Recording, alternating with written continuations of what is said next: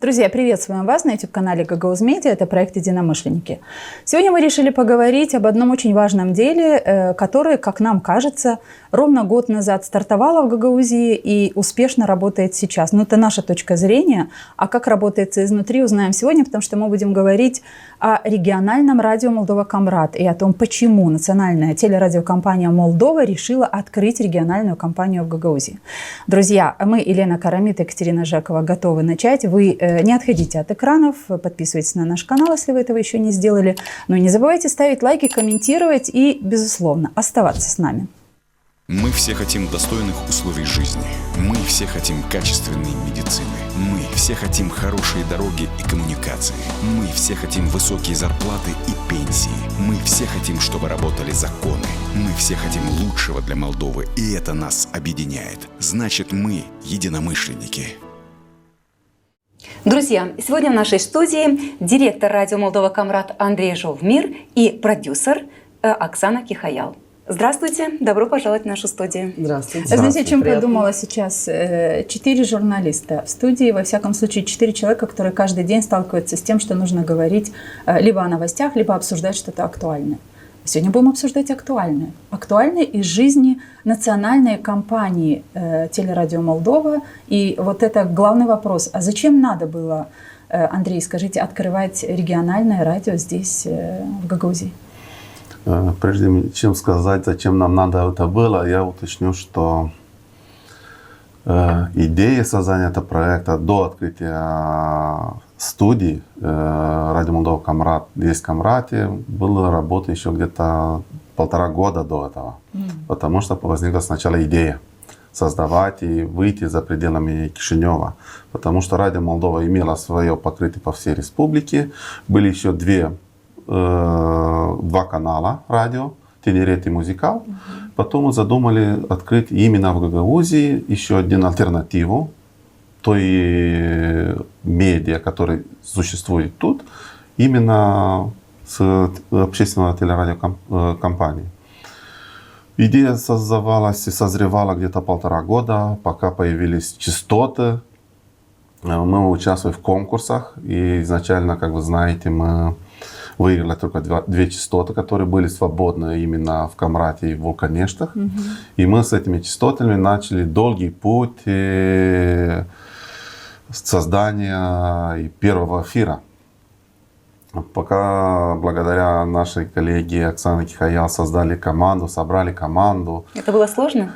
Очень сложно, если честно. Ну, раскройте тогда скобки. И в чем были эти сложности? В подборе кадров или в чем-то другом? Мы приехали с Кишинева, никого не зная тут, с идеей, имея лицензию от Координационного совета на 2 лицензии, лицензию на открытие радио, не имея ни к кому обратиться, не имея людей, и надо будет искать все с нуля начать. Слава Богу, у нас была, я считаю, что это удача, что встретились с Оксаной, и она предложила, согласилась и участвовать в этом проекте. Изначально я честно говорил Оксане, как ты все-таки умудрилась доверять нам? Ну, чужие люди, впервые виделись, 1 раз или 2 раза, может быть. Она поверила нам. Вы поверили ей, наверное, мы поверили в нее, ей, да. Мы долго обсуждали и в Кишиневе, и здесь. И Оксана уже может подтвердить, сколько времени у нас было, чтобы найти только здание, которое подходило для наших потребностей. У нас были амбиции, уже пакет документов был готов, осталось только работать, найти людей, найти команду. И в этом помогла нам именно Оксана. О кадрах еще поговорим, и поговорим, безусловно, с участием Оксаны. Но знаете, еще один вопрос, который, на мой взгляд, важно задать вам, как человеку, который все-таки представляет национальную компанию, общественную компанию Молдова. Вы говорите, надо было альтернативное что-то открыть, но есть в Гагаузии общественная телерадиокомпания. Почему родилась идея создавать здесь альтернативу? Это трудный вопрос. Почему? Мы хотели, чтобы у людей, живущих в регионе, была разные точки зрения на подачу информации. У нас тоже были идеи создать много передач, чтобы были новости каждый час, были разные передачи, культура. социальные передачи, были дебаты с разными политиками. У нас сейчас есть и передачи с Радио Польши. У нас есть и договор с ними, и у нас есть 2 передачи, которые и для нас делают наши коллеги с Польши. Она появилась после Нового года. А скажите, допустим, наша компания ГРТ финансируется из бюджета автономии. Как финансируется Радио Молдова Камрад? И если можете, назовите бюджет. Мы, например, знаем, что ГРТ у нас почти 12 миллионов получает в год на свою деятельность. Это уже избитая цифра такая, 11,5 миллиона в общественных денег. Радио Молдова Камрад является частью телерадио Молдова. Мы получаем деньги от бюджета и от рекламы. То, что получает Радио Молдова Камрад, это отдельная линия финансирована около 2 миллионов в год. Это идет и на развитие, и на зарплату. То есть в 6 раз меньше. Ну, понятно, ГРТ имеет еще и телевидение, но так вот, чтобы... И теперь очень логично переходим со своими вопросами к Оксане, потому что на самом деле кадровый состав – это самое сложное, как правильно вы отметили, Андрей, потому что можно иметь хорошую идею, но когда не с кем ее реализовывать, ты тут эту идею хочешь и слева, и справа ее всем показать, рассказать, сказать, но нужны люди, которые возьмутся, да и сделают. Оксана, к вам вопрос. Мы знаем, не понаслышке знаем, что журналистов не так много в Гагаузии, очень сложно найти кадры. Как справились? Вы знаете, я вот спустя год вспоминаю вообще, как это все происходило. И позавчера, когда мы отмечали, в том числе и в процессе работы, провели 3,5-часовой эфир, посвященный нашей годовщине, опять вспомнили те дни, потому что было очень мало времени на самом деле. Это был где-то конец апреля, начало мая, когда мы стали обсуждать, когда мы предложили, вышли на переговоры с господином Корнелом Чубану. Андрей тогда просто приезжал, я в какой-то момент просто спросила, говорю, а вы кто? Я говорю, и спрашиваю Корнела, говорю, Андрей будет у нас координатором? Он говорит, да. В общем, потому что нужно было все понимать. Как справилась? Я не знаю, как я справилась, честно. Я не знаю, я сегодня пытаюсь вспомнить, как приходили идеи, кого пригласить в команду, чтобы делать контент, потому что времени было мало до запуска, параллельно версталась сетка вещания, придумывалась сетка вещания. Так, какие программы? Окей, мы вообще начали с того, что чтобы с кем договориться, чтобы какой-то контент заимствовать. Мы говорили в том числе и с вами, вы знаете, и с Авдарма МД у нас есть про голод, очень интересные истории жителей села Авдарма. Мы пообщались с Ноктой, с господином Сиркелей, тоже решили определенный контент заимствовать. А параллельно шла работа с поиском людей, которые бы делали интересный контент. И первым делом, я не знаю, первые, кто пришли мне в голову, это Елена Челак, Гюлю Каранфил, Ната Чеботарь. И Илья Карасини, кстати, программу которого очень-очень многие любят. Причем, если гагаузская общественность слушает его гагаузские выпуски, то в Кишиневе, вот Андрей не даст соврать, очень прислушиваются к тому, как он делает программу «Литературную страничку» на русском языке. Может быть, мы сегодня еще вернемся к этой Да. И вот так вот передаче. Елена Макану-Михайлова тоже. Мы с Леной работали на ГРТ, но в разное время, и мы с ней не пересеклись в процессе работы. И когда, я помню, что в один день было назначено несколько встреч, и пока мы ждали Андрея Шевеля, я позвонила Лене просто, кого еще? Вот просто сидела и перебирала в голове, кого еще. И я позвонила Лене Макану, они потом как-то с Леной Челак шутили, говорили, вот мы не знаем, что ты нам такого сказала, вспоминай.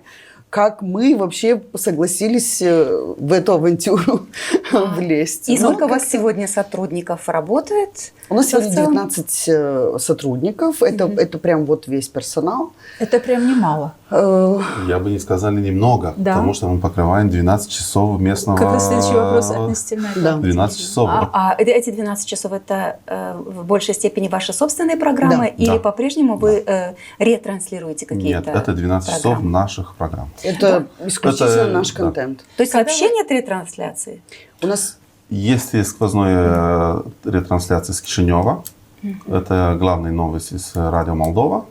И одна передача с 11 к 13 есть такая На передача. румынском языке. на да, и румынском мы таким языке. образом закрываем Потребности изготавливать на передачи. румынском языке. На румынском. Как Знаете, какой у предусматривается закон. меня вопрос возникает? Вот, Оксана, вы говорите, мы составляли сетку вещания, делали контент. То есть я так понимаю, чуточку понимаю, что такое журналистика, и чуточку понимаю, что такое общественное телевидение и радио. Когда вы задумали создать альтернативу, понятное дело, что создавая сетку вещания, вы, наверное, ориентировались на то, а что делает общественное телерадио Гагаузии для того, чтобы понимать, что сделать другого или более качественного, или более лучшего. Как вот этот процесс? Очень интересно, да?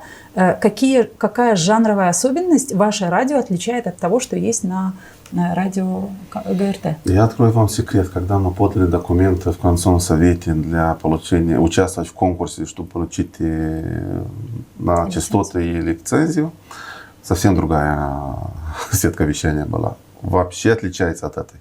А то, что сейчас А действует? то, что сейчас Ага. действует, который мы начинали год назад. И это лучше или...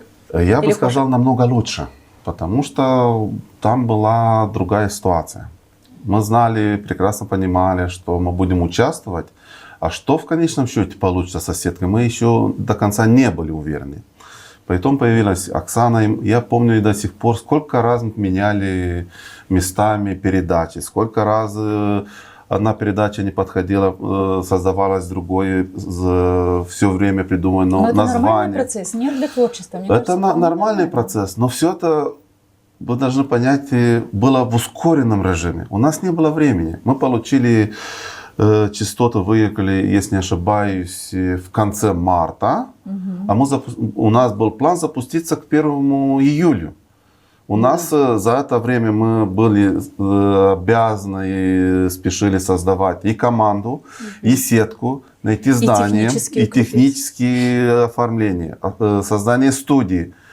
Это все за меньше 3 месяцев. Если меня спросят, как вы думаете, получилось бы это? Я бы не думал, что еще раз рискнул на такое. Потому что создание студии, например, было за 2 недели. Да. Все, что у нас сейчас технически, студия, это 2 недели работы. Это и стена, и подключение к ретрансляторам. То есть работа под ключ была сделана, и 1 июля, как вы задумали, так вы и запустились. Ну и вот Да. сейчас давайте поговорим с этой точки и дальше. Все-таки вот этот год работы, наверное, тоже, я так полагаю, или правильнее сказать, уверена, что делается какой-то анализ работы коллектива здесь, делается анализ сетки вещания, насколько люди слушают. Мы видим, что хорошо работают ваши социальные сети. Ну, нам так кажется хорошо, я не знаю, как вы даете оценку этому. Можно чуточку вашего такого внутреннего анализа, что так, что не так? И какие планы? Людей 19, вы говорите, сотрудников 19, но это не так много. И можно согласиться, потому что когда мы видим, что у вас очень много разных передач, это радует. Почему? Потому что, как мне кажется, человек, который включает радио, он всегда хочет что-то новое слышать. И тут нужны новые лица, и новые идеи, новые творческие идеи, проекты. Анализ ваш внутренний, что так, что не так, и с чем сложно. И обязательно скажите, пожалуйста, о наличии в процентном отношении языка на гагаузском, на русском и на румынском. Мы изначально, когда создавали Радио Молдова Камрад, задумали, чтобы было больше контента на гагаузском. Потому что, как-никак, мы находимся в Гагаузии, это их родной язык. Почему бы и нет? Почему не попробовать? Изначально, когда мы запустили радио вместе с нынешней командой, у нас было 19 передач.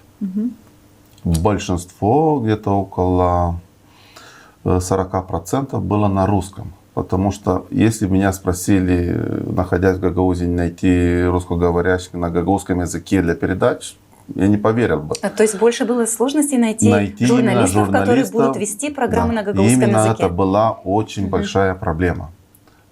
Можно было найти, но не подходила и дикция, и все. Были проблемы с этим, именно с гагаузским контентом. В Гагаузии сложно найти людей, к сожалению, да. я убедился в этом. До этого я не знал. После этого, после Нового года у нас поменялся и концепт передач. Мы заново уже, имея время, имея полгода вещания, начали обсуждать каждую передачу, что-то улучшив в нем. У нас очень хорошо получилось. Я улучшил передачу «Доброе утро», утреннее телешоу. Были новые девочки, которые присоединились к нам. Мы расширили свою программу. Сейчас у нас 24 передачи. И где-то получается из нашего контента 55% передач уже на гагаузском.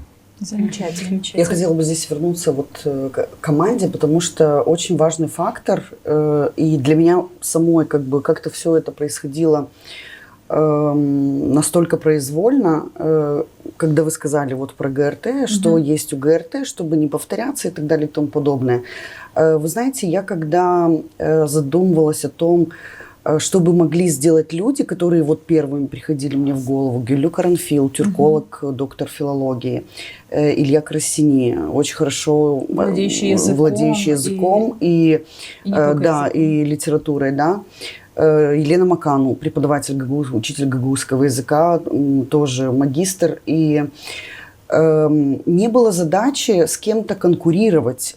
У меня была задача, я изначально понимала, что контент должен быть разнообразным, и контент должен быть интересным. И этот контент могут делать не обязательно журналисты, потому что журналисты должны, журналисты должны делать новости качественные, потому что нас никто не освобождает от ответственности, чтобы информация подавалась равноудаленно.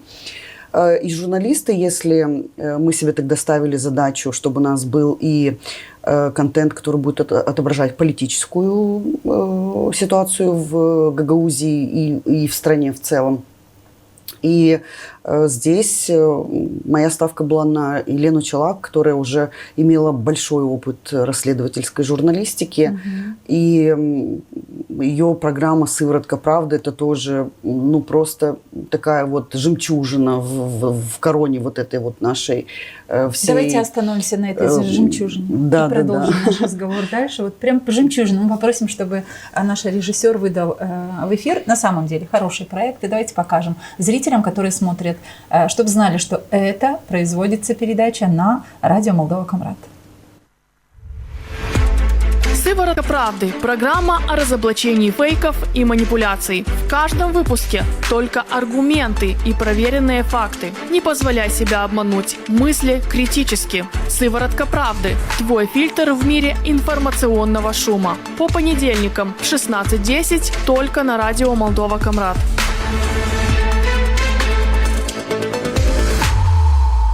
В эфире программа «Сыворотка правды» на радио Молдова Камрат. С вами Елена Челак. Вокруг вопроса организации выборов в Народное собрание Гагаузии в информационном поле сформировался ряд громких заявлений, которые подаются как борьба за сохранение автономии и защиту прав жителей региона. На форуме в Камрате, посвященному закону об особом правовом статусе Гагаузии, звучали утверждения о том, что речь идет не просто о процедуре проведения выборов, а якобы об угрозе самому существованию автономии, ее полномочиям и даже государственному устройству Республики Молдова. В этих заявлениях прослеживаются несколько приемов манипуляции: подмена юридического вопроса политическим конфликтом, представление изменений в организации выборов как угроза автономии и создание образа внешнего давления. Отмечу, что данный выпуск подготовлен радио Молдова Камрат в сотрудничестве с порталом StopFalsMD.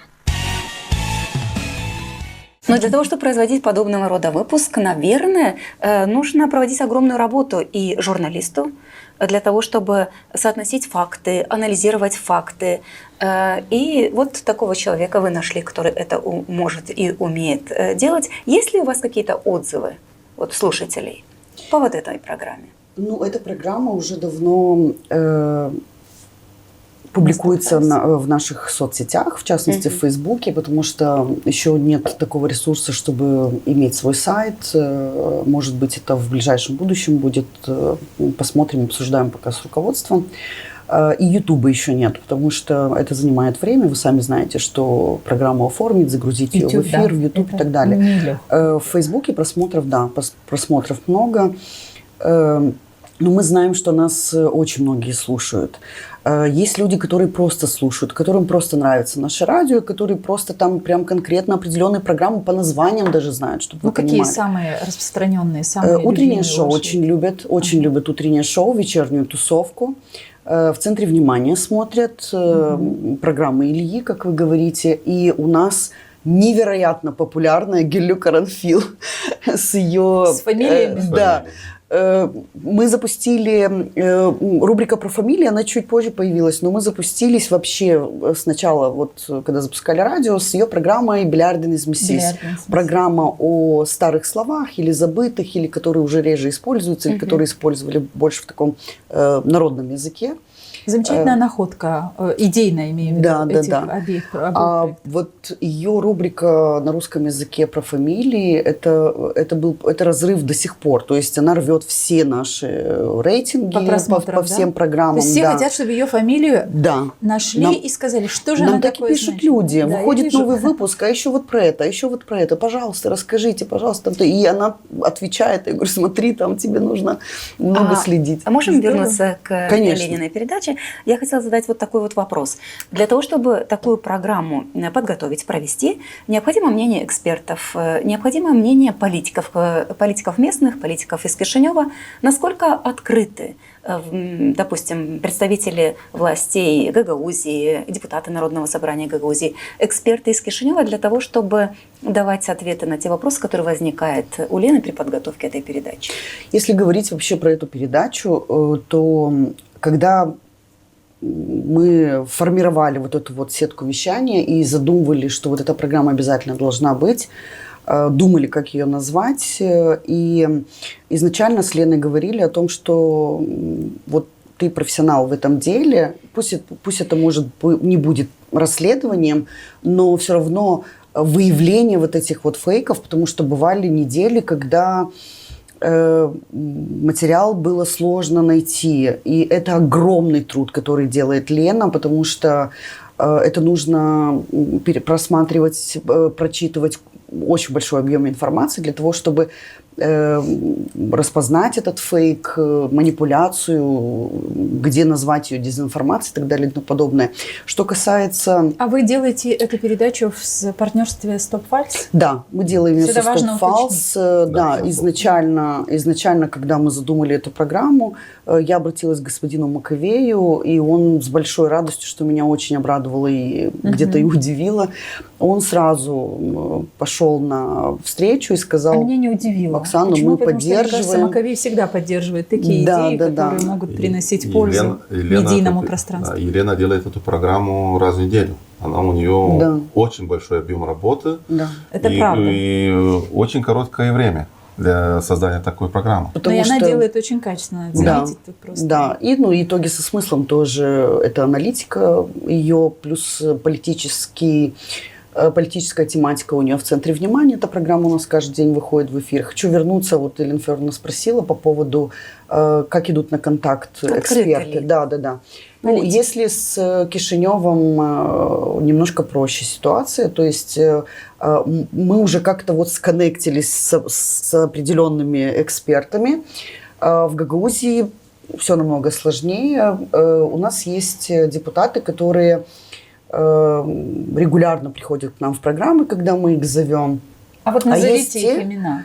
Потому что очень часто общественность спрашивает, почему вы не приглашаете депутатов? Мы с Леной Федоровной тоже многих приглашаем. Но мы хорошо сотрудничаем, буквально с первых дней. И Георгий Лейчу, господин Лейчу, господин Орманжик к нам приходит, господин Владимир Коса, Александр Тарнавский, кого-то упустила, Георгий Кадын у нас был.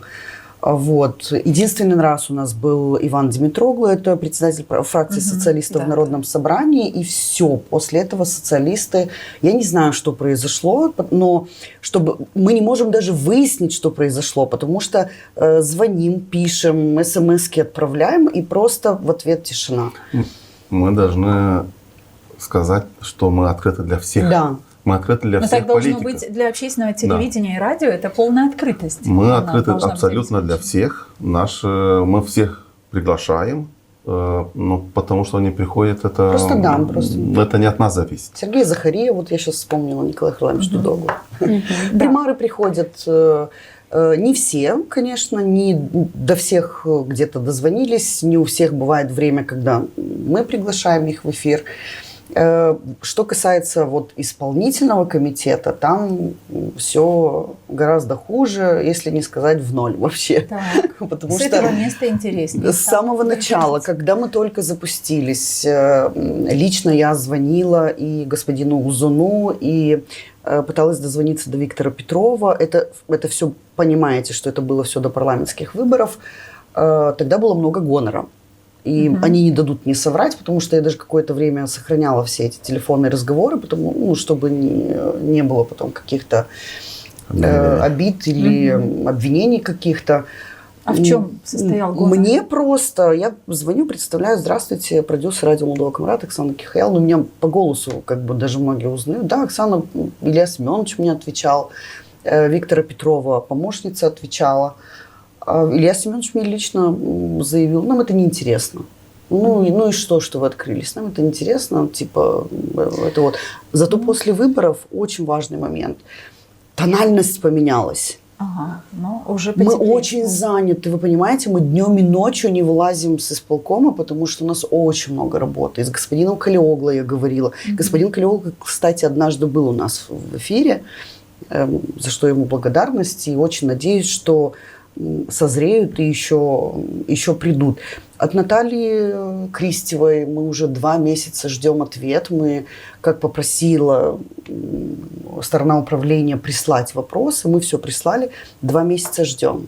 Очень заняты люди. Ну, надеюсь, бал выпускников прошел, может, уже и нам уделят время. Вы знаете, то сейчас мы что обсуждаем, ведь для общественного телевидения, у которого миссия все-таки очень отличается от любого частного канала или радио, ну, телеканала или радио, правда, Да, Андрей? Потому что общественное телевидение и радио – это не просто сторожевой пес, который защищает интересы общества, да, в первую очередь. То есть и частные каналы, и независимые каналы это делают, но у общественного телевидения и радио есть еще обязательная, как мне кажется, миссия, да, быть голосом народа и представлять плюралистически обсуждение для любого вопроса, который вы обсуждаете у себя в студии. Поэтому то, о чем сейчас говорит Оксана, когда нет представителей власти, которые обязаны отвечать и обязаны в первую очередь общественному телевидению и радио отвечать. Да. Почему? Потому что, ну, частному каналу, да, вы можете сказать, нам не интересна ваша политика, потому что у частного канала может быть какая-то своя политика, а у общественного телевидения и радио все очень прозрачно. Это на деньги налогоплательщика существуемое. Я правильно говорю? Правильно, Да, конечно. правильно. Мы, как общественный канал, так и политик, получаем деньги от бюджета. И тут, ну, когда не приходят представители власти, то есть получается, что общество недополучает информацию, что называется, из уст тех, кто также получает деньги и должен работать над внедрением образовательной политики, медицинской политики, я не знаю, там еще социальной политики. А как вы будете решать этот вопрос, если у вас какие-то ключи? Потому что мы видим, что в эфире общественного телевидения и радио, то те люди, Те люди которые... бывают, да, у вас их нет, но они ходят на ГРТ. И так или иначе появляется какая-то такая, ну не то что конкуренция, я понимаю, о чем Оксана говорила чуть выше, но вы так или иначе столкнетесь с конкуренцией. И это нормально, когда конкурируют 2 радиостанции. И здесь, может быть, даже идет речь о том, что вы новая молодая команда, которые пришли на медиарынок Гагаузии, и вам нужно завоевывать доверие слушателя, А у них потому уже что есть. у них Теперь, уже да. есть, Конечно. наработано годами. Вы знаете, я думаю, здесь не совсем это играет. Я люблю честно выражать свои мысли и Пожалуйста, у откровенно вас есть говорить. такая возможность. Да? Дело в том, что очень многие знают меня как журналиста, тем более журналиста, бывшего журналиста ГРТ. Очень Ушедшего многие- из ГРТ. Ушедшего из ГРТ, И знаем, да. почему ушедшего. Давайте напомним еще раз, что Оксана для наших зрителей, да, Оксана, которая сегодня является продюсером общественного регионального радио Молдова Камрат, уходила из ГРТ, потому что ее не устраивала цензура, которая тогда присутствовала на ГРТ. В общем-то, она и сейчас присутствует. Просто всех это устраивает. Как-то так. Да, меня не устроило тогда, поэтому... Ну и виноватые попытались выставить меня. Ну, Неважно. все закончилось так, как должно было закончиться, я считаю. По по поводу того, что мы молодая команда, что мы, может быть, кому-то неизвестны и так далее. Нет, мы Нет, очень не то, хорошо. что неизвестно, Да, завоевывать мы очень нужно. хорошо известны, потому что меня знают. Лену Челак очень хорошо знают. Лена Макану достаточно. Да, Лена Макану тоже когда-то работала на ГРТ, но она педагог, она тоже, она и в научном центре работает, поэтому не неузнаваемый человек, скажем так. Илья Карасини заработал свою популярность благодаря своему каналу, видеоблогу, да. Конечно. Поэтому нельзя сказать, что нас не знают и что вот здесь больше, знаете, как вот мы когда запускались, я не знаю, кто запускал этот слух, но шло время, и мы у себя внутри обсуждая, убеждались в том, что вот прям какая-то негласная кампания по дискредитации по нашей, да, вот нашего радио. Не ходите туда, и тогда потом все-таки до нас дошла такая информация, что да, вы не ошибаетесь в своих догадках. Вот. Но мы ни на кого не обижаемся. Слушайте, мы открыты, мы зовем, приглашаем. Пусть меня простят и не обижаются те, кого, может быть, я не назвала, но они у нас были в эфире. Там Иван Георгиевич Бургуджи тоже был. Михаил Влах, кстати, советника Башкана и общественного активиста мы тоже приглашали, особенно когда обсуждали годовщину референдума 2 февраля. Отказываются приходить. Поэтому, мы, знаете как, мы не можем принимать в эфир, когда нам звонят и говорят: слушайте, я хочу к вам в эфир. Ну и мы говорим: вот у нас эти дни уже заняты, давайте. Вы серьезно так не можете? А вот я имела... Серьезно так не можете? Я серьезно задаю вопрос. Мы Почему? планируем свою работу. Есть да. сетка вещания, мы И должны мы ее строго соблюдать. Единственное, что мы можем сделать исключение и записать эту программу в другой студии. У нас 2 студии, кстати, что мы имеем такую возможность, чтобы записать и сделать ее позже. Но это уже неинтересно. Но есть кто говорит: нет, я хочу в прямом эфире. Я говорю: смотрите, почему я задала вопрос. Действительно, к вам нельзя, как Оксана тут правильно сказала, позвонить и напроситься, да? Я недавно, не буду говорить с кем, но говорила с журналистом общественного телевидения ГРТ. Говорит: но мы всех приглашаем, мы всех принимаем, кто нам звонит. И даже во время передачи принимаем, если заходят в студию, когда уже идет съемка. Вы говорите о Константинове, который который просто зашел, когда уже шла съемка. Я как раз говорила, ссылаясь на этого конкретного журналиста, имя которое не называю, но это журналист действующий, работающий на ГРТ, говорит: мы всех, кто нам звонит и приглашает на какие-то события, мы все события, конечно же, представляем в нашем эфире. Мне кажется, извините, да?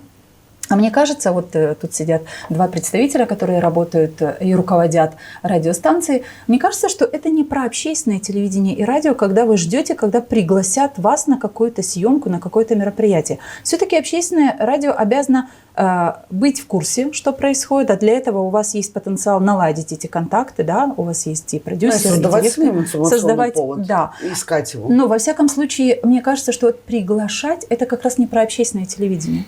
Я думаю, лучше сказать, если ты хочешь выделяться в политике, ты должен расти до такого уровня, ты сам должен прийти на общественное телевидение и дать отчет о своей работе. Ты получаешь деньги от бюджета. А вы говорите сейчас о людях, которые занимают какие-то должности. Конечно. Скажите, да. Интересная мысль, кстати. Ее надо еще раз не то что проговорить, но мы-то поняли, да, но чтобы люди понимали. То есть, если человек работает на какой-то государственной службе, он, понятное дело, что выполняет функции важные для государства. Да. В его интересах принять предложение журналиста. Он обязан. Он обязан, да? Как сказать я правильно? Я бы сказала, что он должен проситься в этот эфир для того, чтобы проинформировать. Свою инициативу. Да. Я хочу к вам, что я, например, за 3 месяца выполнил такую-то работу. Вот за эти 3 месяца я хочу дать общественным моим налогоплательщикам, которые создают мою зарплату, дать какой-то отчет о своей проделанной работе. Но тогда, когда журналисты общественного телевидения и радио слушают, что сегодня обсуждается какая-то очень острая тема, но общественное телевидение и радио игнорирует эту тему. Это о чем говорит? Миссия общественного телеканала, по-моему, вообще не вписывается в такую формулу действий. Что скажете? Андрей, вы давно работаете на общественном телевидении и радио. Это неправильно, я бы сказал. Потому что я еще раз, может быть, повторюсь, любой политик или государственный служащий должен прийти на общественных телеканалах, чтобы дать отчет по своей инициативе о своей проделанной работе. Но у нас были примеры, что Лена Федоровна, она так внимательно за всем этим следит. Лена Федоровна, странно, что еще не напоминает, что господин Тарнавский, один из депутатов Народного собрания Гагаузии, у нас в эфире говорил, что я уже больше года, по-моему, или год целый, он писал письма и просил, можно включите меня для участия в какой-то ваш эфир? И ему отказывали. Ну, вот это, вот он депутат. Про Тарнавского прям с языка сняли.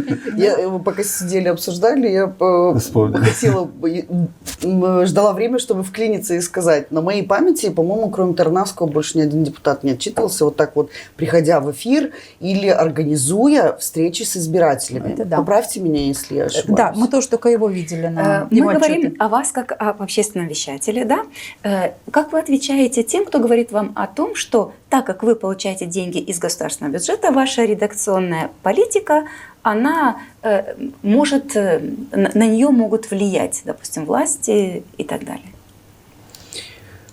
Но нас в этом нельзя обвинить, потому что... То есть указывает ли вам действующая власть на то, как должно работать региональное радио? Конечно, Нет, конечно. Делает ли вам замечания? Нет, конечно, нет. Есть закон по... А как вот зрителям, которые смотрят сейчас и хотят, думают, ага, слушать это радио региональное Молдова Камрат или нет, как им поверить вам, что нет вот этого влияния властей на вас? Почему? Лена Федоровна, я понимаю, почему она задает этот вопрос. Потому что в Гагаузии мы видим, что общественное телевидение очень даже руководимо местными властями. Можно я эту мысль продолжу? Мы были депутатами 6-го созыва Народного собрания Гагаузии, и в это время у нас на ГРТ был черный список, то есть депутаты, которых нельзя приглашать в студию ГРТ. Мы уверяем вас, что у нас нет такого списка. Мы помним 2023 год, когда к власти пришла ставленница Илона Шора, и на ГРТ тоже появился человек, который представлял его интересы. И то есть опять было ограничение для другой позиции, для высказывания других позиций на ГРТ. Что вы можете сказать? Вот мой вопрос мы немножко расширили. Ну, буду абсолютно честной и искренней. Ни разу за этот год вот этого, ни разу не было никаких указаний. Я больше даже скажу, что Андрей, как директор радио Молдова Камрат, ни разу не позвонил и не сказал мне: позовите там вот этого или вот этого. Я могу с ним посоветовать, сказать: слушай, давай как-то, может, какие-то идеи со стороны, а то мы тут варимся в своем этом, в своем соку, может, со стороны что-то будет заметно и видно. Андрей, ну как так? Как вы не используете рычаг? Руководитель всегда должен кому-то что-то указать и сказать: вот этого Мы приглашайте. соблюдаем закон. Да. Мы соблюдаем закон. И повторюсь еще раз, мы открыты для всех, абсолютно для всех. И ждем в наших студиях. Мы говорили тут о Гюллю Каранфил и об этой, как Оксана красиво сказала, я увлеченно, социальные сети взрывает, да, взрывает, или какой глагол вы использовали. И у нас есть, как раз наши ребята подготовили, можно увидим ту самую передачу, о которой говорит Оксана, да? Про очень фамилии. интересно, про фамилии, да, Гюллю Каранфил. Можно ли по фамилии понять, чем занимались наши предки 200 лет назад? У гагаузов за этим часто стоит целая история. Здравствуйте, меня зовут Гюллю Каранфил, и это радио Молдова Камрат. В прошлом видео мы рассказывали вам о безаффиксных фамилиях, где название ремесла совпадает с основой фамилии. Сегодня же мы рассмотрим аффиксальные фамилии. Куюмджу. Ювелир. Основа куюм. Зафиксированные в гагаузско-русско-молдавском словаре со значением ювелирное изделие. Ашчи. Повар. От слова аш – еда. Абаджи. Изготовитель домотканного сукна. Аба. Правильнее будет говорить абаджи. Баджи. Виноградарь. От слова ба – виноградник. Фамилия Баракчы. Очень трудная для интерпретации фамилия. Уже в XI веке Махмуд Кашкарлы фиксирует барак в значении «длинношерстная собака». В народной речи существует выражение «сачлары барак гиби» – спутанные, нерасчесанные волосы. Поэтому вероятно, что баракчы означает «разводчик собак». Гагаузская фамилия – это короткая история рода. Пишите нам, и мы поможем вам узнать больше о ваших предках и восстановить потерянную со временем связь рода. С вами была Гюллю Каранфил, и это радио Молдова Камрат. Вы знаете, какая мысль возникает, когда слушаешь как мало мы, гагаузы, знаем о своей истории, знаем о происхождении наших фамилий, как мало мы знаем о себе. И действительно такие программы, они не могут не пользоваться интересом, потому что они просто связаны с каждым человеком, живущим в нашем регионе. Они раскрывают что-то, что связано непосредственно с ним. И с вот его это, фамилией. вот это то, о чем говорит Лена Федоровна, принимайте как комплимент, как мне кажется, потому что это именно то, что людям понравилось. Вот в любом случае изобретение, назовем его, продукта, контента, это как раз попадание в точку. То есть это, если людям интересно, люди будут искать ваши каналы. Ну и давайте уже в середине нашей дискуссии мы скажем, на каких каналах вещает радио Молдова Камрат. Сейчас я просто дополню. Смотрите, обратите внимание, ведь то, что рассказывает Гюлю Каранфил, это, может быть, кто-то и другой бы мог рассказать. Но я с первых дней, я не знала, вот я ее пригласила, и я не знала, как у нее получится, как она это... Она тоже говорит, слушай, ты мой голос не знаешь, я вообще как я буду... Как она не сказала вам, что она плохо говорит на русском? Она больше любит она на изначально, своем ей так родном. было странно слышать себя со стороны, но ее посыл, ее вот это вот Любовь и полная вот эта вот отдача, она же чувствуется и в голосе, и вот в интересе, как она подает, как она подбирает эту информацию. Я не знаю, это полное восхищение и восторг о том, как она делает. Она просто создана создать эту рубрику. И мы тут передаем наши дружные и приветы, и спасибо Гюллü Karanfil. Biz işittik şimdiyen siz Rusça da laf ediyorsunuz böyle ama Gagavuş'a bizim hesabımıza göre İlbit Kitayakши. И var Gagavuş'da программа Гюллü, да? Да. Ой, var. простите, Андрей. Да. Есть и на гагаузском передача, которая ведет Гюллü, как она называется? Билет И мы запустили Еще. Даже буквально Андрей с марта. знает. Да, знали ли вы? Я знаю почти все передачи. К сожалению, не могу их всех понимать как название, что Но их означает. название вы произносите на гагаузском, правильно? Почти. У вас есть шанс выучить гагаузский язык? Может быть. Но постоянно, если какие-то вопросы, обращаюсь к Оксане, она мне помогает. Но что связано с русскими программами, я всех их слушаю.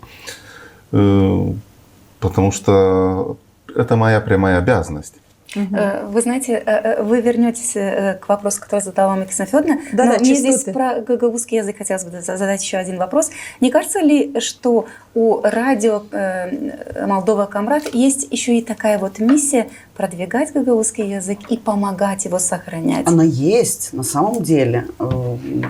Даже не кажется, так Прямая, и есть, да? так и есть. Задача. Да, потому что у нас задача продвигать гагаузский язык и прям на гагаузском лавгидер гагаузща некогда тачок гагаuz Молдова Камрат радиосунда. Для Андрея сейчас переведу, чтобы гагаузский язык звучал как можно больше на радио. Но Молдова это одна из Камрат. проблем, что у нас нет среды звучания, поэтому очень важно, чтобы звучало Но мы гагаузский эту язык. идею закладывали изначально, изначально чтобы это было было в и в этом проекте. новостях, чтобы на гагаузском языке были и новости, чтобы на гагаузском языке было и о литературе. Вот сейчас Валентин Орман же, наш известный музыкант, запустил у нас 2 проекта. Это тоже. Вы знаете, когда я ему предложила? Я ему предложила еще в июле, в первую неделю, как мы только запустили. Прошлого года. Он был у нас в гостях, и когда я с ним прощалась, я говорю, слушай, говорю, мне кажется, ты бы смог вот это делать. Говорю, ну подумай, как тебе. А его же все знают, музыканты, вся эта тусовка вот эта вот культурная, музыкальная. И он говорит, слушай, говорит, интересная идея, давай. Вот мы в мае запустили 2 проекта Валентина Орманжа. Звучит он тоже просто Мы еще не потрясающе в видели эфире. и не слышали с Леной Федоровной. Мы это обязательно на гагаузском увидим, языке, услышим. да, 2 программы он Ну, делал. давайте, но что я всегда слушаю, стараюсь не пропускать, это Илья Карасини, его литературная страничка. Мы можем послушать Чуть отрывок? позже давайте про частоты. Про частоты, простите, да. 40 вопросов. Еще. Да, Давайте про частоты. Почему? Мне кажется, это очень важно, потому что мы уже полэфира проговорили, даже больше. Да. А люди, которые нас слушают, ну на каких частотах вы работаете? Тем более, что 1 июля, когда вы отмечали свой первый день рождения, вы запустили, а мне кажется, это здорово, еще и частоту Чудо-Лунге, Да, мы изначально, как вам И говорили. расскажите, как люди могут вас смотреть, слушать, Да. вернее. Как вам я говорил, когда мы запустили радио Молдова Камрат, у нас были только 2 частоты. В Камрате 105,6 и в Вулканеште 104,3. После этого мы изучили покрытие. И именно как мы покрываем всю автономию. Гагаузию, да. Получалось, что в Чедерлунге нас не слушают. Потом, после этого была задача найти и выиграть частоту и в Чедерлунге. Недавно в конце мая был конкурс, и мы выиграли частоту 107,5 в Чедерлунге. И решили уже к первой нашей годовщине, к 1 июля, запустить ее. И была сделана огромная работа за месяц. Мы проанонсировали. Люди, которые не знают, думают, что выиграть частоту это просто. Я чуточку к этому имела отношение, когда Это руководила когда-то ГРТ, и знаю, что это очень непросто. Это требует колоссальных усилий для подготовки технической документации, просто какой-то документации для участия в конкурсе, отстаивания всего этого. И всем этим занимался, насколько я понимаю, ваш технический отдел телерадио. Нет, это занимался я. Именно конкурсом для наблюдательного совета. А почему вы посчитаете, что это важно? У нас изначально была цель, чтобы радио Молдова Комрат звучал в каждом доме, чтобы было абсолютное покрытие территории. Да. Помимо этого у нас слушают и в ближайших районах, в селах автономии Гагаузии. Ну и кроме того, мы еще имеем трансляции 24/7 из студии вещания нашей. Каждый раз и с ребятами тоже обсуждаем, напоминаем друг другу. radiomoldova.md/комрат – это сразу ссылка, которая ведет на нашу трансляцию из студии прямого эфира. То есть есть там кто-то или нет кого-то в студии, трансляция постоянно идет 24/7. И что очень важно, благодаря этой трансляции нас могут смотреть и слушать во всем мире. Звонки в студию, СМС-сообщения и прочее, все это вы используете? Я добавлю еще на то, что сказала Оксана. Наш технический отдел устроил видеокамеры. И можно не только слушать нас, и в прямом эфире, и также посмотреть. В Фейсбуке. В Фейсбуке, да. И на сайте? На сайте. Мы транслируем на сайте Радио Молдова. К сожалению, Радио Молдова Комрат пока что не имеет свой сайт. Но уже поняли, что это у вас в планах, и есть какие-то еще другие идеи для Есть развития. много идей, нужно время, чтобы их реализовать. Ну, я бы сказала, после того, что вы уже имеете целых 3 частоты для того, чтобы вещать на территории всей Гагаузии, у вас сегодня уже работает 19 человек, у вас слаженная молодая команда, как мне кажется, очень креативные ребята с хорошими идеями, то у вас есть все для того, чтобы развивать не только сайт. И давайте перейдем к тому, к чему хотела Елена Федоровна, Илья Карасини, и вот его передачи. Давайте поговорим чуточку об этом, потому что наличие гагаузского эфира – это архиважно для гагаузской автономии, совершенно правильно подметил Андрей. Илья Карасини делает хорошие передачи. Смотрите на радио Молдова Комрат. Слушайте и смотрите. Yazıcılar, kiyaplar, manalar. İlya Karaseni'yle.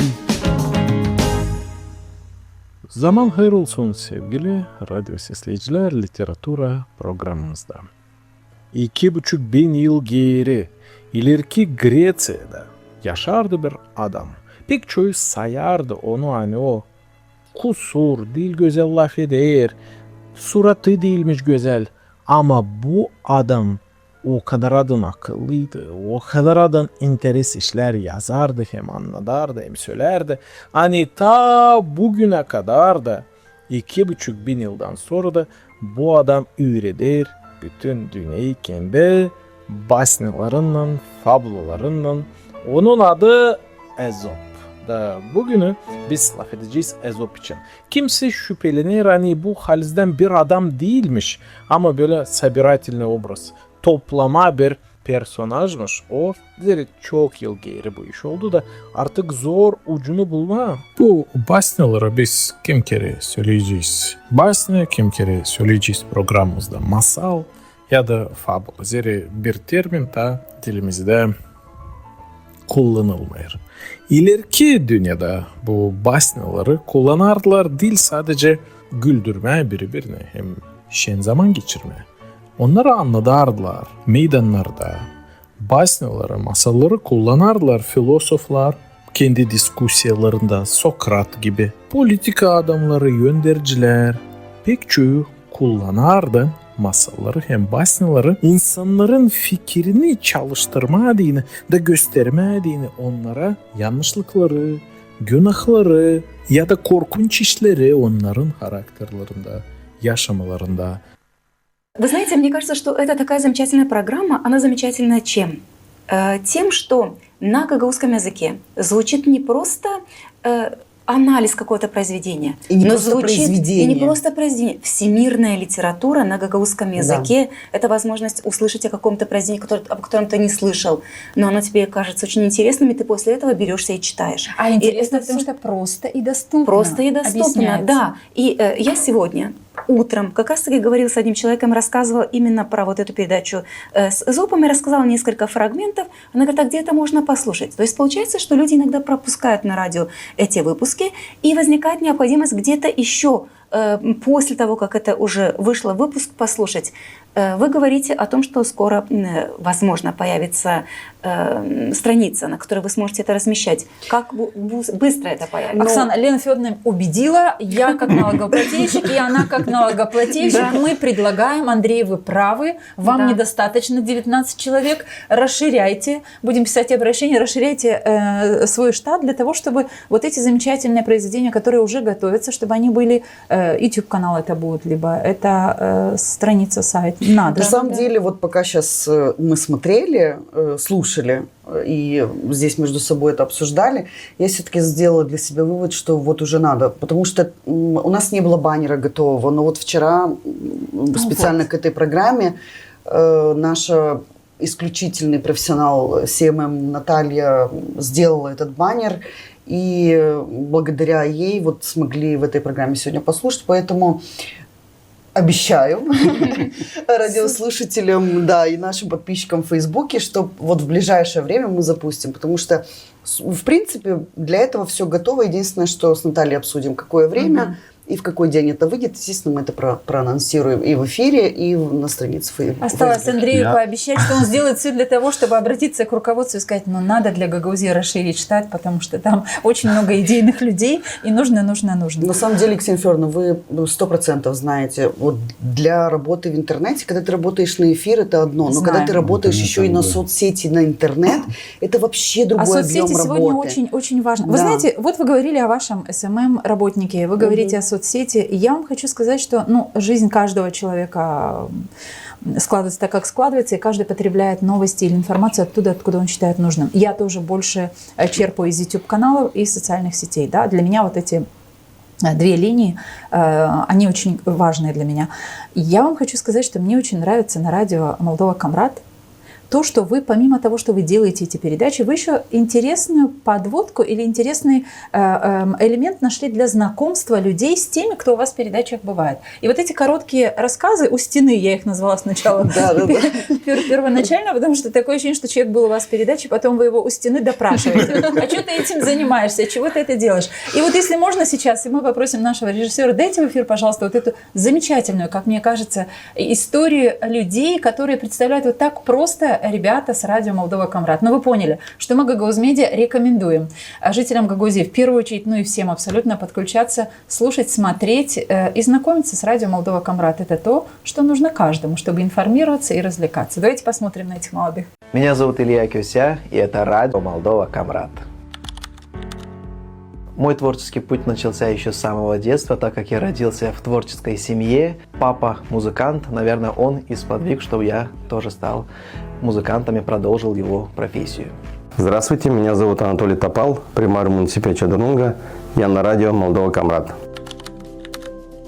На сегодняшний день в муниципе Чаданунга, как и по всей стране, три основные проблемы. Это развитие экономики, открытие рабочих мест, развитие инфраструктуры нашего муниципия и поддержка категории населения, которая живет за чертой бедности. Здравствуйте, меня зовут Штефан Бежан, и это радио Молдова Камрат. С детства нравилась история. Я когда выбрал исторический факультет, я выбрал сердце и выбрал то, что мне нравится. Вначале я даже был преподавателем истории. Меня пригласили сначала работать как журналист, а потом в сообществе Watch Dog, потому что я думаю, что свою работу делал хорошо. Очень мило, мне кажется, и очень правильно, очень информативно. Улыбнула ваша реплика, да. как приставили к стене. Почему белая стена? Да. Потому что, если заметили, здесь чуть-чуть секретик монтажа, который делает Наталья Патраман, наш CMM-специалист. Ей принципиально важно, чтобы стена была сзади белая, чтобы вот она могла там... какие-то визуализации. Да, сзади какие-то... Это вот, эффекты. Андрей, вы знаете, одна мысль, которая меня вот сейчас не отпускает просто. Вы сказали чуточку выше, что у вас есть 2 студии на радио Молдова Камрад. Да. Не ослышалась я, Нет. да? Вы знаете, что на радио ГРТ уже много лет только одна студия. Я понимаю, что не надо соревноваться с студиями, но это тоже о чем-то говорит для меня сейчас, потому что мы с Ленферной слышим 2 миллиона леев. Содержание вот такого штата радио, и расходы радио Молдова Камрад, как регионального радио здесь, созданного национальным вещателем, да, на территории автономии. И 11,5 миллионов там. То есть это, друзья, это нам, налогоплательщикам Гагаузии и тем, кто отвечает за контент и за организацию жизнедеятельности, это наблюдательным совету, это депутатам Народного собрания Гагаузии, всем на заметку, нам всем надо этим подумать. Я еще здесь хотела просто реплику свою вставить по поводу 2-й студии. Это, собственно, монтажная у нас. На ГРТ тоже есть кабинет, где производятся монтажи, но очень важное такое отступление. У нас все сотрудники владеют аудиомонтажом. Все у нас даже Валентин Орман же месяц назад начал работать. Мы его научили делать монтаж. Он теперь свой голос, свой звук, интервью свои сам, скажем так, вычищает. Ну, потому потом что уже монтажер его доводит до этого. Но когда задумывалось радио Молдова Камрад, мы решили сразу, что вот в этой монтажной должен быть еще стол для возможности записи, потому что если в прямом эфире, идет какой-то процесс какая-то программа, чтобы здесь можно было, он тоже такой круглый, там 3 микрофона у них стоят, то есть мы точно так же можем вот диалог как минимум с 2 гостями писать в монтажной студии. Да, и такой вот вопрос. Вы стали говорить о том, что все-таки это современные технологии, да, позволяют это делать. Готовясь к этой передаче, я вспомнила о том, что в детстве, мне было 7-8 лет, и я просила часто родителей оставить меня ночевать у бабушки с дедушкой с маминой стороны. Дедушка очень красиво на гагаузском рассказывала сказки, я это очень любила. И когда вот такое происходило, утром нас будило радио в 6 утра, гимн, и затем вот начинались программы, новости и так далее. Но прошло с тех пор 35-40 лет. Как изменилось радио вот сегодня, современное радио, по сравнению с тем, что оно собой представляло тогда? Что позволяет современные технологии делать сегодня? Ну, мы стараемся украшать...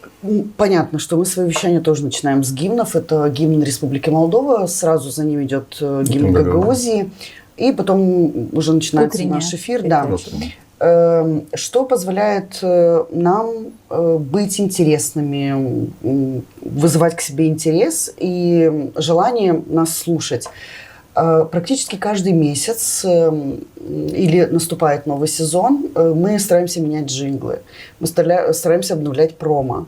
И на праздники новые джинглы создаем. Да, на праздники. Если какой-то праздник, мы создаем новые джинглы. Это очень большой объем работы. Зрителям нашим, наверное, нужно сказать, что такое джингл. Да, джингл – это звуковая, звуковая, как промо или информация, что у нас лето, заставка, лето жарче с нами, да, или самые жаркие хиты лета на радио Молдова Камрад. Вот эти фразы, это есть джингл, который... есть джинглы, да. Заставки к программам – это другое, это когда программа начинается, звучат позывные, там какая-то словесная конструкция есть, и потом уже начинается программа. А вот джинглы – это то, что украшает эфир. И мы стараемся... И то, что отличает одновременно его от других радиостанций. Да, потому что у нас очень, тоже считаю важным сказать про наши голоса. Вот кто озвучивает эти джинглы, это огромная благодарность нашему, всем известному артисту Андрею Иванову. Он просто на общественных началах благодаря дружбе, скажем так, воспользовались, и он, спасибо это было большое, еще к открытию. Не отказал, да. Дима Константинов, его голос уже, наверное, нет в Гагаузии никого, кто его не знает. И вот сейчас для нас новое открытие – это Валентин Орманджи. Да, но смотрите, а Дима Константинов как раз ребята, которые, ну тоже несколько имен вы называли здесь, что работали раньше на ГРТ и ушли. То есть это люди, у которых есть очень большой опыт работы со звуком, с радио, с заставками, джинглами, как угодно. И одновременно с этим, насколько я понимаю, молодые ребята ведут развлекательные эфиры у вас, да? Хочется знать, есть обратная связь, вот есть телефонные звонки, есть сообщения. Вот обратная связь с вашим радио, она какая? Как вы ее внутренне оцениваете, как руководитель этого радио? Потому что, мне кажется, это очень важно, это определяет. Со звонками нет, со звонками проблема, потому что мы старались узнавать, как это происходит. Понятно, что нам только год. В этом плане у ГРТ есть программа «Диалог в студии» в 2 часа дня. Она идет уже очень много лет, поэтому люди ее знают и... Здесь не потому, что... Я уверена, что со временем и нам тоже будут звонить, потому что вот сейчас, к годовщине радио, когда мы делали опросы, в Вулканештах, в Чедерлунгу мы поехали. В Чедерлунге, кстати, очень ждали. Там Валентин тоже прекрасные 4 блока опросов собрал. И когда люди узнавали о том, что вот открывается частота, были просто в восторге. Очень многие путают радио Молдова Камрад как бы с ГРТ. Это в плане эфира. И иногда даже вот едешь в такси там, или в автобусе и спрашиваешь просто, а что это за радио? А люди не знают, сам водитель не знает. Но вот это как раз говорит, что-то нашел. Испытание. Да. Что-то нашел, как бы услышал, что на гагаузском, мне стало интересно. Я говорю, а вы знаете, что это радио Молдова Камрад?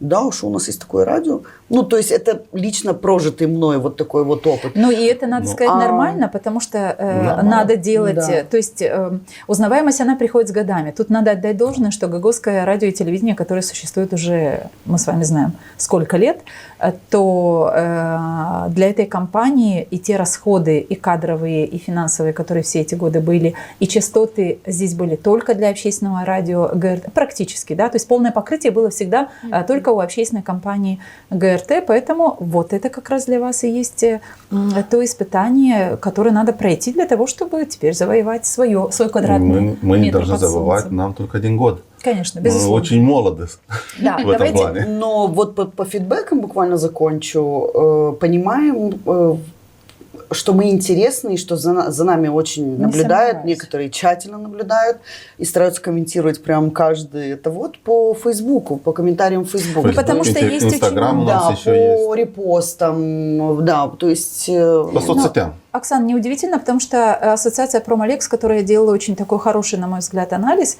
там как раз мы изучали тоже, да, там мартовский свежий. Да, четкий есть сигнал о том, что в Гагаузии люди больше всего информацию узнают из социальных сетей. И из социальных сетей доминирует Facebook. Затем TikTok, там, ну понятно, TikTok. Мне кажется, из старшего населения, кто вообще владеет смартфонами, для них TikTok больше, да, это понятно, но в любом случае.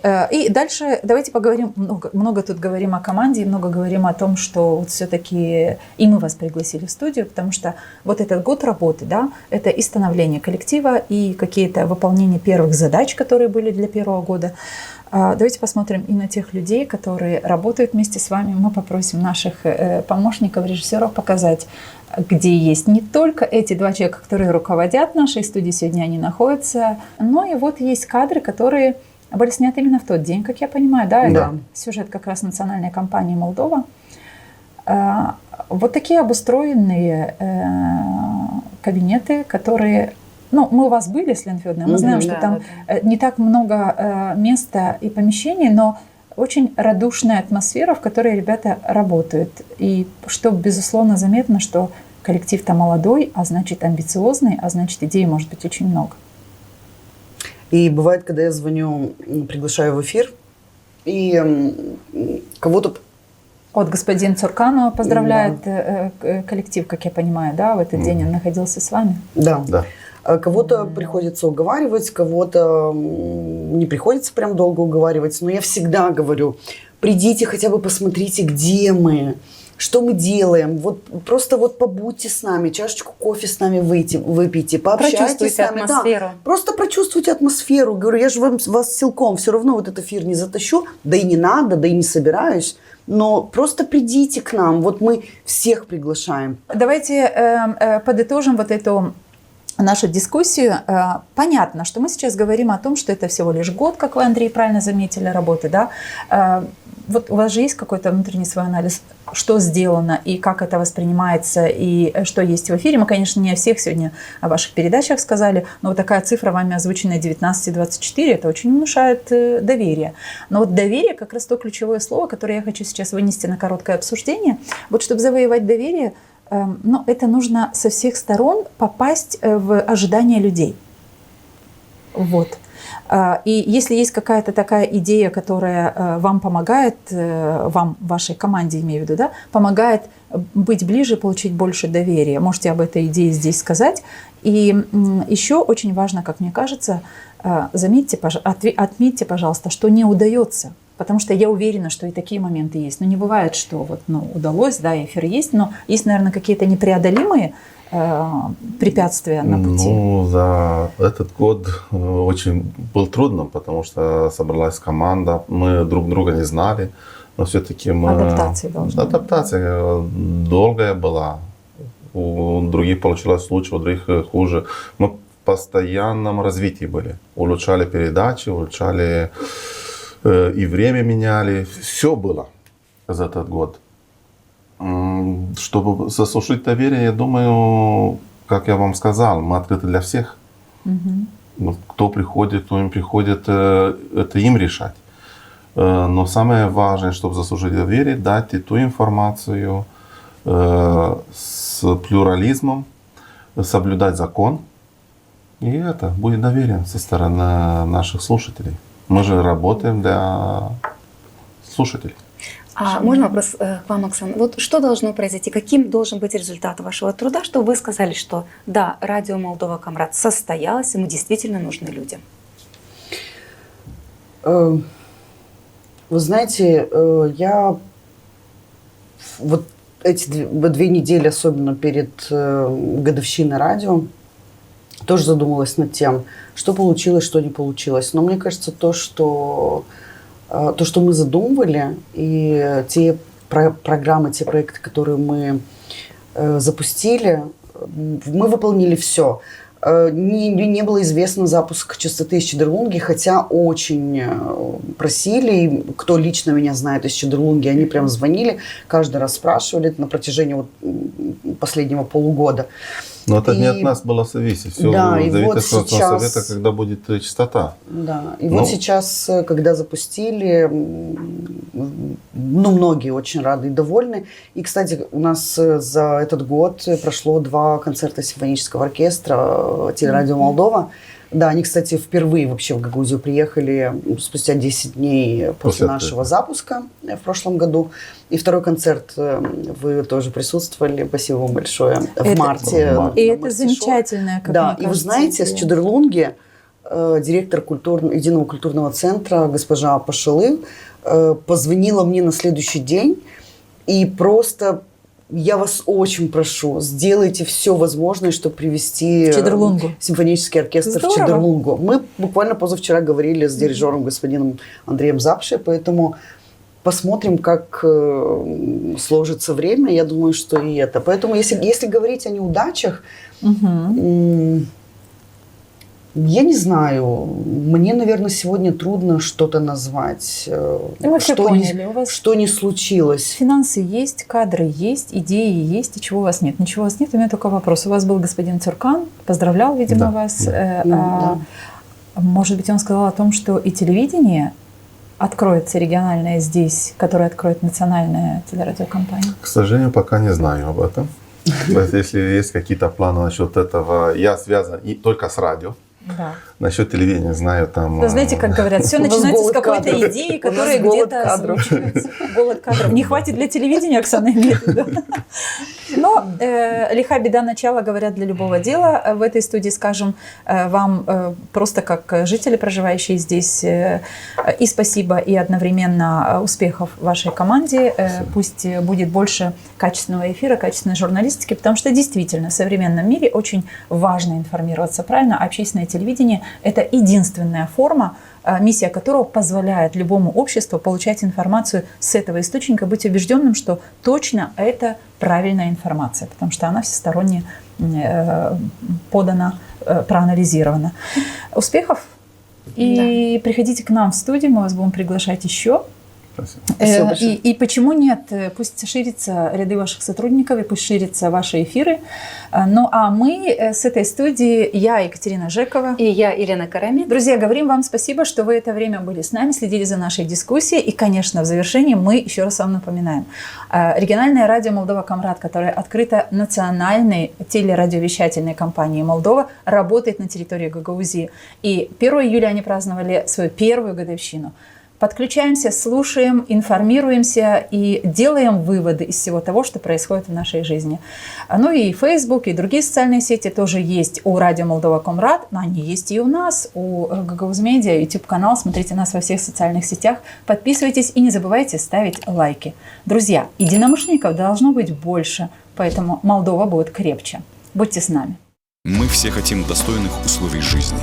Мы все хотим качественной медицины. Мы все хотим хорошие дороги и коммуникации. Мы все хотим высокие зарплаты и пенсии. Мы все хотим, чтобы работали законы. Мы все хотим лучшего для Молдовы, и это нас объединяет. Значит, мы единомышленники.